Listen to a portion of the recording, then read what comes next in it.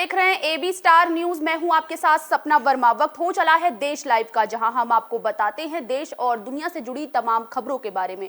खबर सीबीआई छापेमारी से जुड़ी है, जो कि कांग्रेस के वरिष्ठ नेता पी चिदंबरम के बेटे कार्ति चिदंबरम के घर पर डाली गई। दिल्ली से लेकर तमाम उनके ठिकानों पर सीबीआई की छापेमारी जारी है। कांग्रेस के वरिष्ठ नेता पी चिदंबरम के बेटे कार्ति चिदंबरम के कई ठिकानों पर सीबीआई ने छापेमारी की है। मंगलवार की सुबह ही दिल्ली से लेकर चेन्नई तक कई ठिकानों पर रेड डाली गई, जिसमें पी चिदंबरम के आवासीय परिसर भी शामिल है। मीडिया रिपोर्ट्स के मुताबिक कार्ति चिदंबरम के खिलाफ दर्ज एक केस के मामले में ये रेड डाली गई थी। इससे पहले भी कई बार कार्ति चिदंबरम के ठिकानों पर सीबीआई ने छापेमारी की है।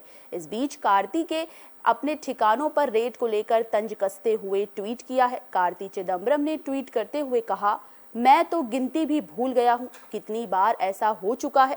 इसका एक रिकॉर्ड होना ही चाहिए। सूत्रों के मुताबिक सीबीआई ने कार्ति और पी चिदंबरम के घर समेत 7 ठिकानों पर छापेमारी की है।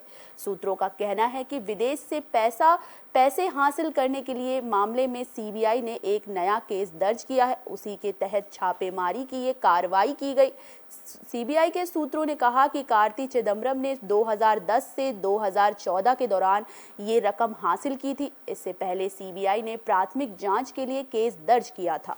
जांच किए जाने के बाद उसे एफआईआर में तब्दील कर दिया गया। गौरतलब है कि पी चिदंबरम यूपीए सरकार के दौर में बेहद प्रभावशाली नेता थे और वित्त मंत्री से लेकर होम मिनिस्टर जैसे अहम पदों पर रहे थे।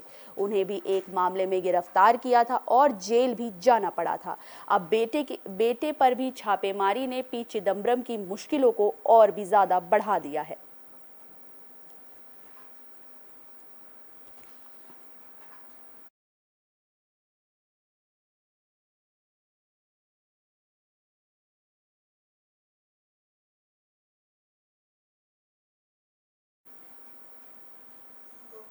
गेहूं के बढ़ते दाम इन दिनों लोगों के लिए सरदर्द बन चुके हैं। लगातार गेहूं का संकट लोगों पर इन दिनों कहर बनकर टूट रहा है। देश में गेहूं के संकट को देखते हुए भारत ने इसके एक्सपोर्ट यानी कि निर्यात पर बैन लगा दिया है। दरअसल इस बार जल्दी हीट वेव आने से गेहूं की पैदावार में कमी हुई है। अनुमान से कम उत्पादन की वजह से गेहूं और आटे की कीमतें तेजी से बढ़ रही हैं। अब सरकार ने बढ़ती कीमतों में काबू करने के लिए ये कदम उठाया है। रूस यूक्रेन युद्ध और भारत के गेहूं एक्सपोर्ट पर बैन का दुनिया के बाजार में असर दिखना शुरू हो गया है। इस साल अब तक गेहूं के दाम में 60% की बढ़ोतरी हो गई है। वहीं G7 देशों ने भारत के कदम का विरोध किया है। इन देशों का कहना है कि इससे दुनिया भर में खाद्य संकट गहरा हो सकता है। दरअसल भारत के कदम का दुनिया भर में असर दिखना शुरू हो गया है। ब्रेड से लेकर नूडल्स तक के दाम बढ़ गए हैं। बढ़ते दामों की वजह से आने वाले वक्त में कई देशों में गेहूं से बनी खाद्य वस्तु के लाले पड़ सकते हैं। भारत ने बीते शुक्रवार को गेहूं के एक्सपोर्ट पर बैन लगा दिया, यानी अब भारत विदेशों में गेहूं को नहीं बेचेगा। सरकार ने इसके लिए भारत और पड़ोसी देशों में फूड सिक्योरिटी का हवाला दिया है।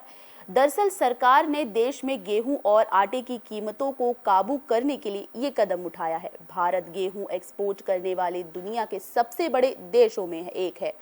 घरेलू बाजार में गेहूं से बनने वाले सामानों की कीमत में हुई वृद्धि की वजह से केंद्र ने गेहूं के एक्सपोर्ट पर बैन लगा दिया है। हालांकि लेटर ऑफ क्रेडिट के साथ मौजूदा कॉन्ट्रैक्ट के लिए गेहूं का एक्सपोर्ट होता रहेगा, यानी 13 मई से पहले जिन ऑर्डर के लिए लेटर ऑफ क्रेडिट जारी हो चुका है उन्हें एक्सपोर्ट किया जाएगा।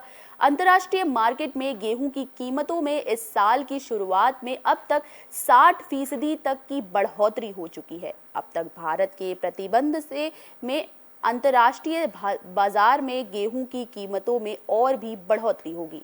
इसका असर दिखना भी शुरू हो गया है। दुनिया के मार्केट में ब्रेड, केक से लेकर नूडल्स और पास्ता तक हर चीज की कीमतें लगातार बढ़ रही हैं। रूस यूक्रेन दुनिया भर में पैदा होने वाले गेहूं के उत्पाद का 1/3 उगाते हैं, लेकिन जारी युद्ध का असर उत्पादन और सप्लाई पर पड़ा है। एक्सपोर्ट ठप हो चुका है। अब भारत के बैन से उन देशों पर ज्यादा असर पड़ेगा जो पहले से आर्थिक संकट का सामना कर रहे हैं। भारत श्रीलंका को लगातार खाद्य पदार्थ की सप्लाई कर रहा है। वहीं ग्लोबल फूड क्राइसिस की रिपोर्ट के मुताबिक विश्व के 53 देशों को तत्काल खाद्य मदद की जरूरत है। बैन से सबसे ज्यादा Congo, Afghanistan, Ethiopia, Syria, Sudan, Pakistan जैसे देशों पर असर पड़ेगा। भारत के कदम का G7 देशों ने विरोध किया है। जर्मनी के कृषि मंत्री केम ओजडेमरी का कहना है कि इससे दुनिया भर में खाद्य संकट पैदा होगा। G7 देशों में Canada, France, Germany, Italy, Japan, UK और अमेरिका शामिल है।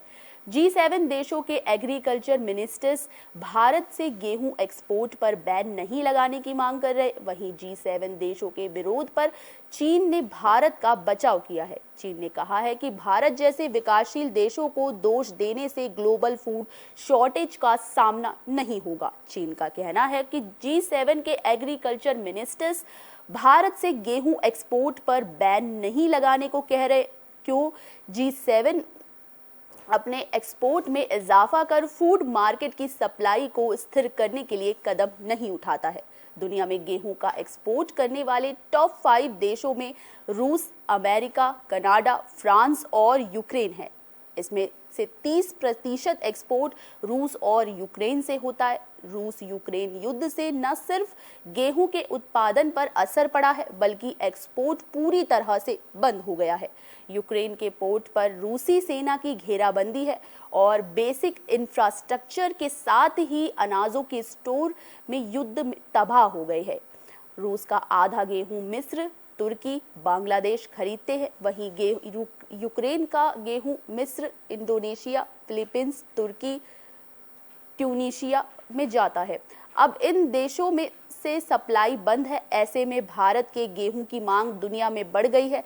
नतीजा ये हुआ है कि गेहूं का एक्सपोर्ट भी इस बार रिकॉर्ड स्तर पर हुआ है। पिछले 3 सालों में गेहूं के एक्सपोर्ट में रिकॉर्ड में बढ़ोतरी दर्ज की गई है।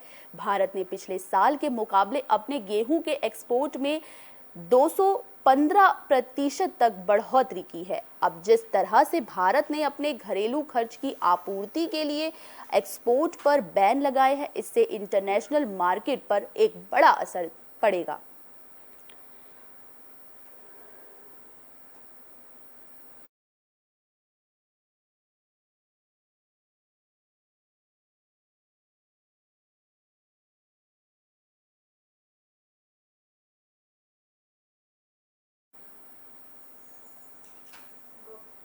देश में कोरोना के मामलों में लगातार गिरावट देखने को मिल रही है।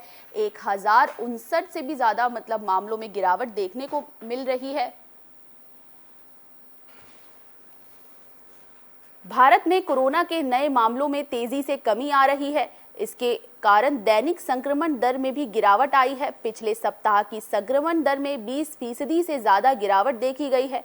मंगलवार को बीते 24 घंटों में 1559 नए मामले कोरोना से संक्रमित मिले हैं, जबकि सोमवार को 2203 नए केस मिले हैं। बीते 24 घंटे में 2467 लोग कोरोना से उबर गए। इसी दौरान 19 लोगों की कोरोना से मौत हो गई है। देश में अब तक कुल सक्रिय केस घटकर 16,400 हो गए हैं। 24 घंटे में इसमें 917 की कमी आई है। दैनिक संक्रमण दर 0.44% है। 19 और मौतों को मिलाकर कुल मौतें 52,460 हो गई हैं।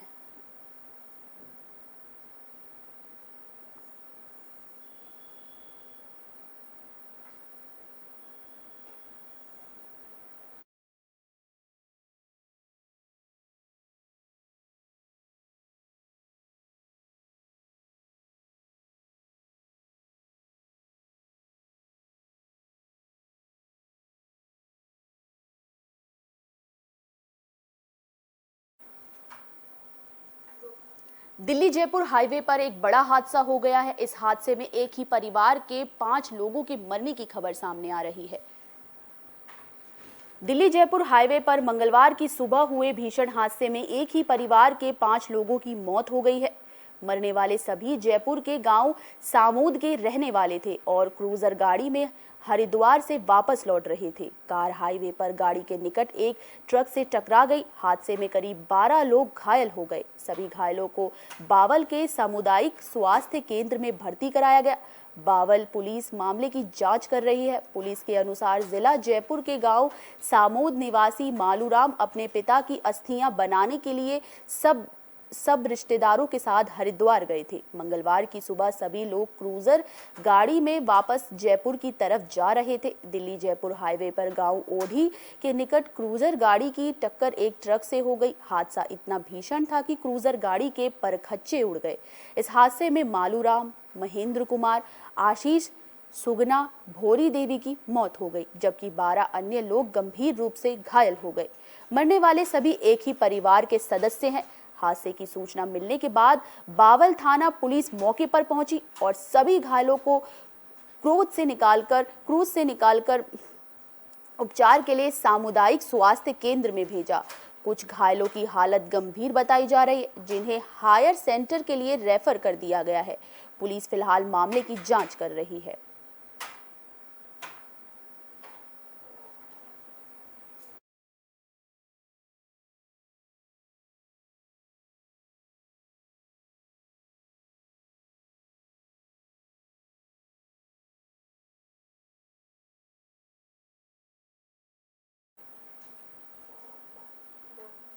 बुलेटिन के आखिर में बात आईपीएल की, जो इन दिनों काफी जोर शोर से चल रहा है। इसको लेकर तमाम रूप से जो खबरें सामने आ रही हैं।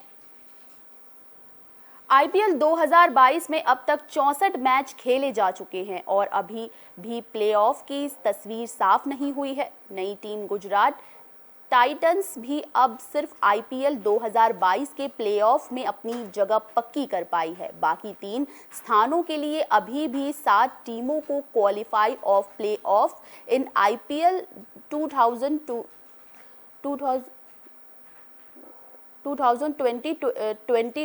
के बीच कड़ा मुकाबला दिख रहा है। सोमवार को ही पंजाब किंग्स को 17 रन से हारकर दिल्ली अब टॉप 4 में पहुंच गई है। इससे रॉयल चैलेंजर्स बैंगलोर की मुश्किलें बढ़ गई हैं, क्योंकि टीम अब 5वें नंबर पर खिसक गई है।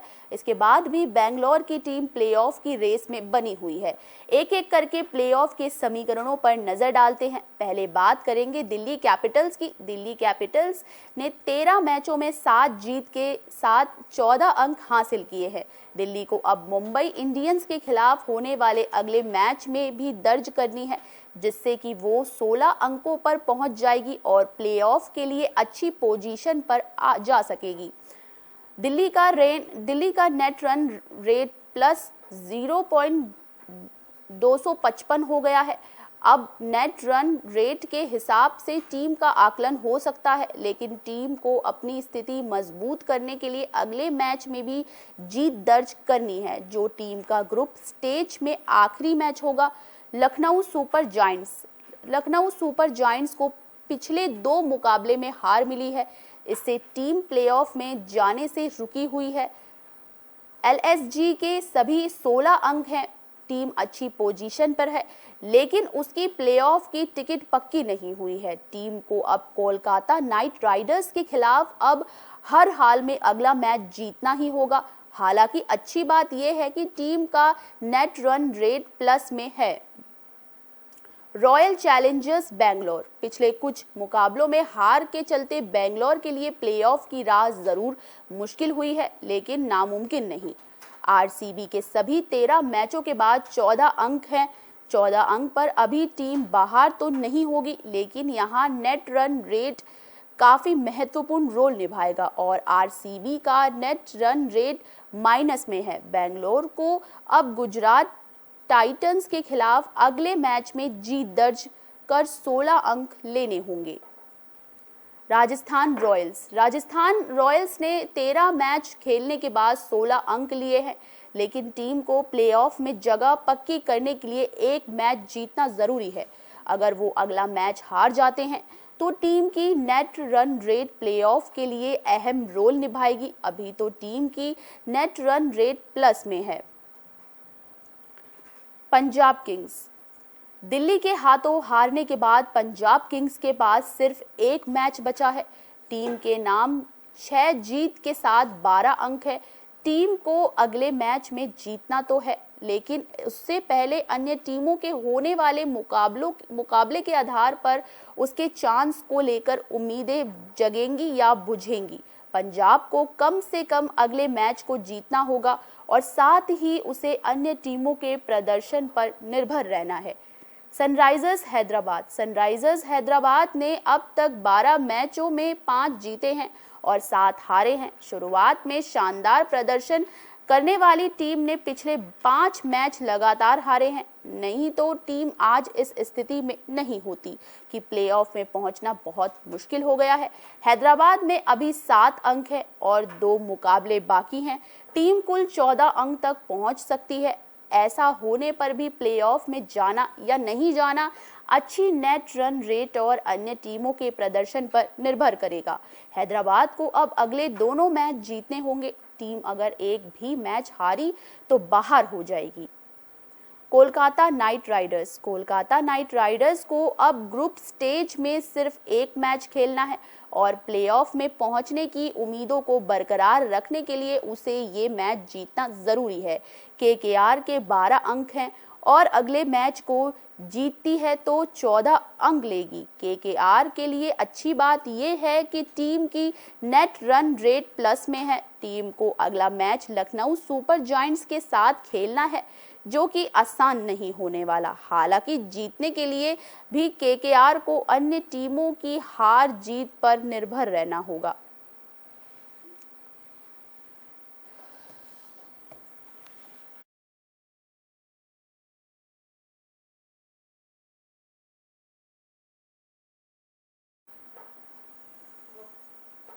तो आईपीएल में तमाम टीमें किस तरीके से कड़े मुकाबले के साथ पूरी तरह से तैयार है। सभी अपने अपने स्तर पर तैयारियां कर रही हैं और जीत को लेकर तमाम रूप से तैयार है।